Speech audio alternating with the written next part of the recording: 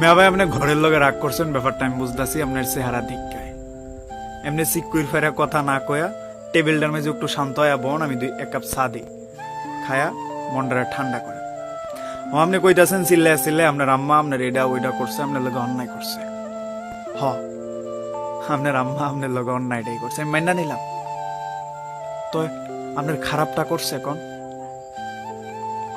এই বয়সে আপনি টেহা পয়সা কামাইবেন, একটু ভবিষ্যৎ গড়নের লেগে চিন্তাধারা করবেন। আপনি এখন ঘরের মেঝে ফাল্লা ফাল্লি করতেছেন বিয়া শাদির লেগে, এটা ওইটার লেগে। আপনার আম্মা আপনার কেমনে সাই দিব কন? এটা তো হয় না মিয়া ভাই, এটা আপনার বুঝার ব্যাপার।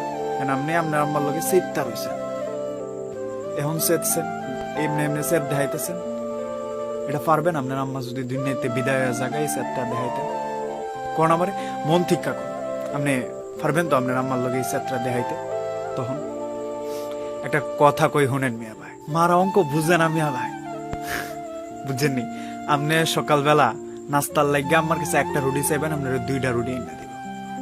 বন্ধু বান্ধব গুলোকে ঘুরনের লেগে চাইবেন, 20টা টিয়া চাইলে আপনি আম্মা আপনার 50 টাকা একটা নোট গুইছা দিব। হইছে? মারা হিসাব বুঝে না, মারা ইংলিশও বুঝে না মিয়া ভাই, বুঝেননি? মারা ইংলিশ বুঝে না। আপনি ইংরেজিতে কিনা কয় ভালোবাসার বদলা একটা কথা কয় না, আই হেট ইউ। এটা যদি আপনি আপনার আম্মারে গিয়া কন, দেখবেন আপনার আম্মা আপনার বুহ জড়াইয়া ধরব। ওই যে একটাই কারণ, মা ইংলিশ বুঝে না। তো আপনার আম্মা আপনার লগে দারুণ মিথ্যাবাদী হইতে পারবো।